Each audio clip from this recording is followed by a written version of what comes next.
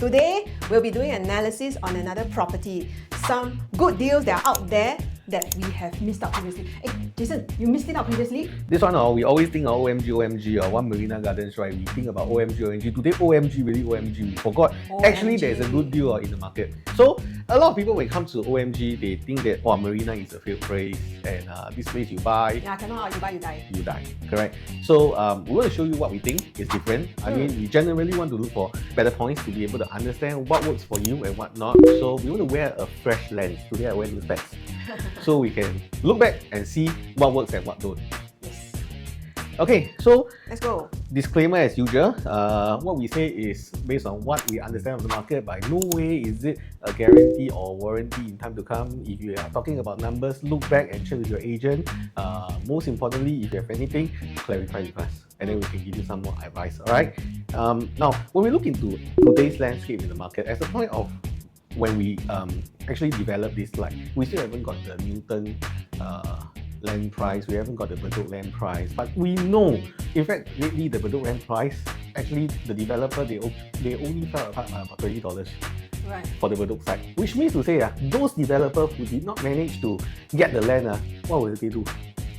They will be quite aggressive, I guess. Yeah, because they will be like, 对呀，早知道多50块就有了，多30块就有了. So the next time, do you think they will make that mistake? I think they will go aggressive here. But bring back in the context today, if you look at what we have, outside Central Core, alright, Bayshore has already been done at 1388 PSF PBR.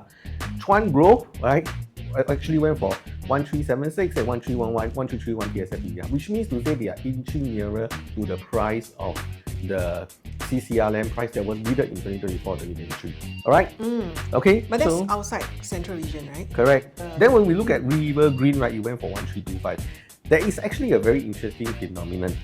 When we look into land costing, right, what we tend to understand is property price is about 3,000 plus PSF really. Yeah. But when we look back into the River Green land price 1325, and then we look at Sky at Holland, okay, they actually bought at 1285 PSF PPR. Yes. Correct? Okay, so in fact, their land price is cheaper than OMG. How did the developer gain confidence to sell at a price that's higher than OMG? Yeah. Right. So I think this is a point of we need to think about. Has the developer gained enough confidence? Has they, because of the ride out on the interest rate in the market, the demand, and because of rare site, they know they are holding, or is it because the overwhelming response during the preview weekend? The fact is, these two are both solar projects. Yeah. This story, okay, we need to spot what can we learn from this. This is what I always like to do. Hey, but wait. So you see, Sky at Holland, right, and River Green, these are very, do you consider them as more established, area? Like, OMG is very ulu ma. Correct. Would that be one of the reasons? We'll talk more about that later. Talking about Ulu, I also think Ulu. So you see, always we look at OMG, we look at Marina, and then we see the sale, we see Marina Base Fees, we see Marina One, and then we see people selling at a loss. There must be a reason why. I guess it's not very livable, right, that space. I'm at walking distance to my office, yes, but when I reach home, I'm still very near my office. Correct. Yeah. So if you are transiting to Singapore and if you are an expat, maybe the first year you tend to stay in that location, but after that 1 year, you may think, hey, maybe I want to go nearer to Botanic Gardens. I want to go nearer to a place where there is more Holland, Bukit Timah, where there's more lifestyle. Yeah. This is what we're looking for, right? And weekends will not be like Dead City, where there's nobody. Correct. But let's look at it as like I said, today we'll look at it with fresh eyes. In fact, after this was launched, there is another site that was tendered and went way under. And the developer actually was successful in the tender, but URA actually said, sorry, land not awarded. 手术成功，病人死掉. Right? So this significance is much higher than the action. To me, is the government sending a very strong message. They are out to protect the land price, in my opinion. Okay? Right. So with this, my bet, if I were to pay 3,000 per square feet today, and I know that, the land price was 1,004, and congruent, at the same time, on parallel, I see, the Holland area, they are doing about almost the same levels, I would have a lot of confidence looking at this product. And this is what intrigued our research on this development to begin with. Okay? Looking back, right, so just a quick recap, right? So average price of Sky at Holland, 1285 PSF PPR. right? And then for River Green, it was 1325 PSF PPR, and both of them are selling between 2009 to 3001. Right. While 1402 PSF PPR for OMG, the developer, still have unit in the market selling under 3000 per square foot, right? Then I tend to understand, in this case, it's either developer bid too high, they cannot sell, or the rest of the developer, they got a chance to bid low, but they sell high, they have a bigger margin. So given the chance, will you consider a development where developer is selling you at very near the cost, or would you want to buy a development where developer is also earning a good margin? Of course, I don't want the developer to earn so much, right? But sometimes it depends on development. I remember, for example, for Jadescape in 2018 when it was en bloc, right? Shunfuville was the first en bloc. They, comparing to Paesta and some of the development back then, their land price was almost the same, but their selling price was way higher, and today they also make good profit. So that's why I always say, developer's profit is not a good gauge. But more importantly is, what does this price bring us today? Okay, so let's talk about OMG by itself, right? What is the difference that we can get? Yeah, maybe I will just add in a little bit. So basically, if we look at OMG, let's do some form of comparison, because we need to understand the area and how OMG, being the newer ones in this vicinity, right? How do they match up in terms of their prices? Okay, so we see the pre-harmonized unit, this is at Midtown Modern. We can see that they previously, right, they actually transacted for a 3-room at about 3.15, and there is a later transaction that is in November that was sold at 3.185. Must take note that these are sub-sale units. That means the pricing in that vicinity has already reached 3.185 already, right? But we won't take the highest one. We steady. We take the lower of the two. We take the 3.15, right? Actually, they are just a few floors apart. Yeah. So the square feet that we are looking at is 1066 square feet. So we need to understand. I think a few of our videos already show what is the difference in terms of what is post-harmonization, what are harmonized developments, and what are the pre-harmonized ones, where actually the aircon ledge, the space within the aircon ledge is included in the square feet of this particular unit. Correct. So if we take a look comparing to what we have at OMG, we are looking at OMG unit of 904. Let's dive deep into the layout per se. So when we step in, it's actually a very similar layout where we have the dining and the living room. Then what is not included in this square footage, because this is a harmonized project at OMG, this is actually not included as part of the square footage. And also, we want to compare whether both of them has household shelter. OMG has a slightly smaller kitchen. So when we look at that, but with not that significant difference, right, we can see that there is a difference in terms of the square feet, and therefore the quantum that is calculated at the end of the day, right, there is quite a big difference. 300,000 difference there. And it just seems to me that this 300,000 or 350,000, right, they are paying for is the aircon ledge plus the smaller kitchen. But look at their PSF that is sold at resale. It's close to 3,000, and compared to what we have in terms of quantum at the end of the day that is added, it's a no-brainer. It's like 350,000 difference for the similar kind of usable space. Not only are we thinking about the difference and how much savings we got, I mean literally most agents will be packaging this in a way that you are buying into a 400,000 savings, right? But I think more importantly is, what does it mean to you when you want to sell this development? Many years later, the buyer will be looking at your unit. Will come to OMG, definitely will go to Midtown because same area And then when they see Midtown, they are going to be selling at, how much do they want to sell? They buy at 3.185. They probably have to exit at about 3.5. They come into your unit, they see 2.724. Honestly, 3.2 you already make money already. Absolutely. So we look at the safe bet that is around what we're entering into. Eventually we can exit easier. So like what we say, to summarize, it is basically cheaper in quantum, about the same as PSF and the usable space. So with that, which one do you think is a safer bet? It's quite crazy, right? Today you get to buy a new launch in a smaller footprint as compared to a resale where there's a bigger footprint. Because of this smaller footprint, right, it is able to deliver your unit at a much cheaper cost. Which means whatever you see in the sub-sale today is your safety net already. Yeah, but no lah, Jason. Actually, what I'm thinking of, this resale property, right, there's amenities, Am I paying for the amenities? You are paying for the amenities, but OMG also have both got MRT below, both got shopping below. In fact, when we look at OMG, right, there might be more interesting amenities next to it. To begin with, today, if I ask you, commonly when we look at buyers who are looking into buying into prime, but the trouble is so difficult because developments around Botanic Gardens today, either they are super pricey or they are very, very old. And even if they want to enter, there is a lot of questions to think like, but how did this happen? Because naturally people want to stay near to a national park, right? But there's simply so many developments, just so many available. that can be around there. So the moment the supply is taken up, the demand will only constantly go up. And today when we look at it, OMG, right, you realize that OMG is right next to the new National Garden. Is the Botanical Gardens better or is the Gardens by the Bay better?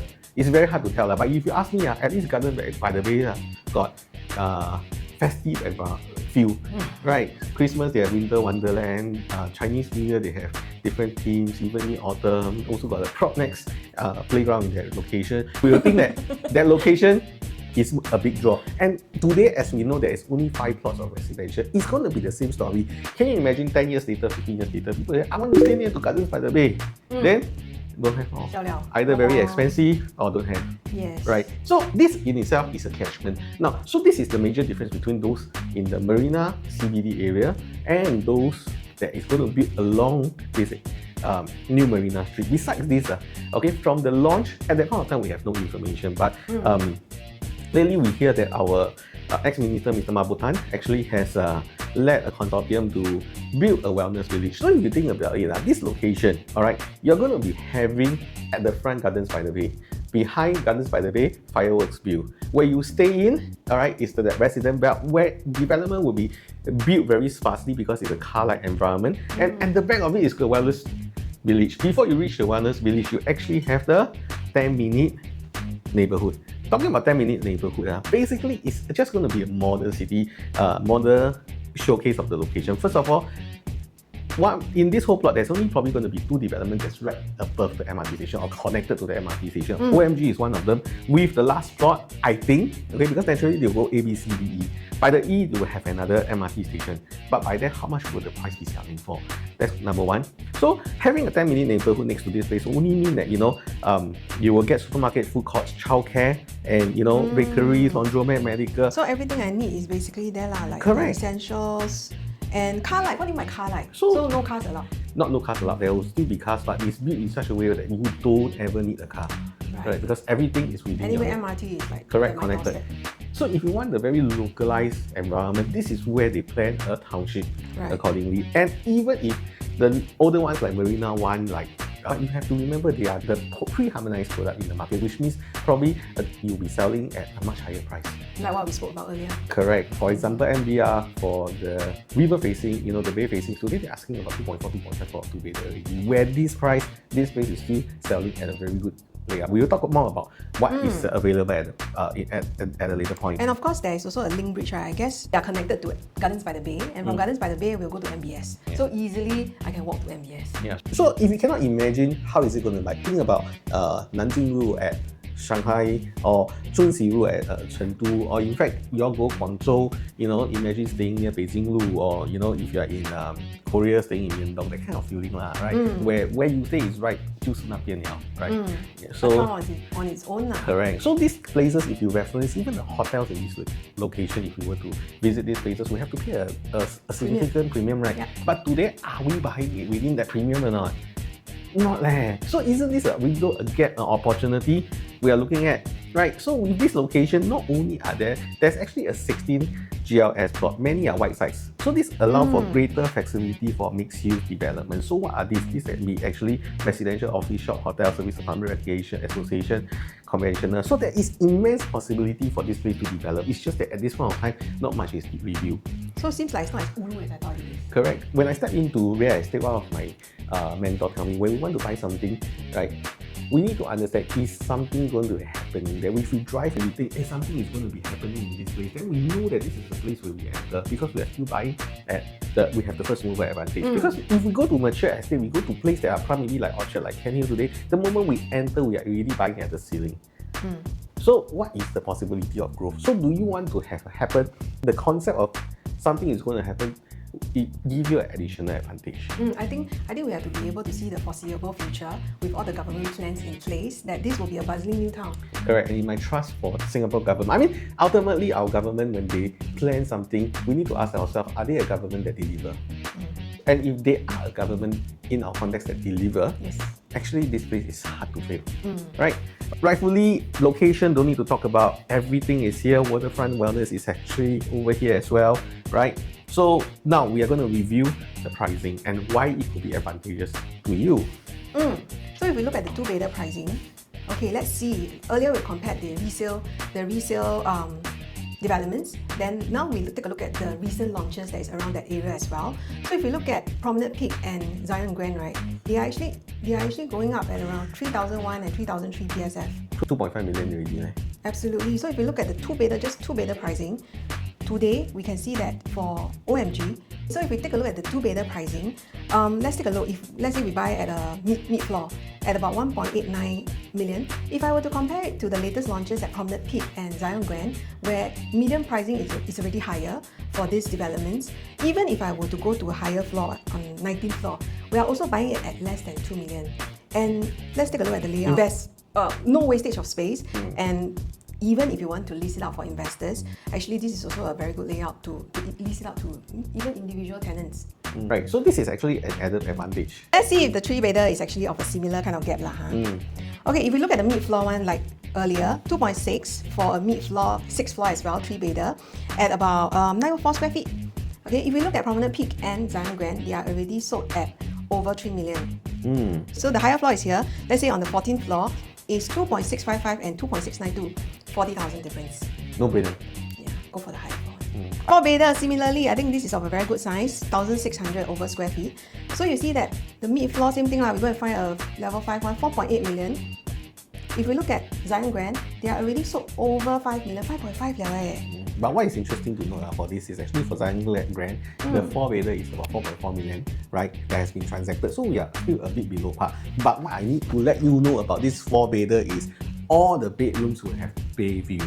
So you need to ask yourself if you're looking for a four-bedder, if this bay view makes sense to you. Wow, that's fantastic. Every day I wake up with a very, very nice. Maybe the view is really worth a few million already. And the master room, when you look into the footprint, right? What's the master room sleep So imagine waking up, right? In fact, I will put the bed like that. So that when I wake up every day, I see.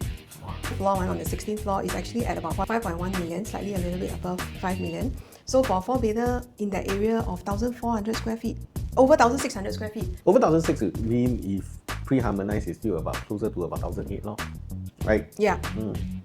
And the maintenance fee for the four-bedder, okay, as far as we know from developer, is less than $500. In that zone, in that area, maintenance fees so low, because they are not built with private lease. The moment you have private lease, increase. So with a good spread of development units in this development, right, and also a childcare within this development, you will know that the direction is actually to attract families into the location. Yeah, so four-bedder, I mean, usually family wants size, and then this one comes with that size and comes with the view. So coming towards, the end of this video, there is a few things we want to highlight okay? You see, end of the day, maybe this might still not be the product for you, but what we want to showcase or what we want to explain to you is when you buy a property, you must identify what works and what don't work. Looking at what we have presented, it might change your mind. Maybe you will start to look at Marina with a different lens, right? While those people feel that Marina don't work, we say, right, with a development that's next to Garden by the Bay, similar to a plotting park, it will draw demand in the future, right?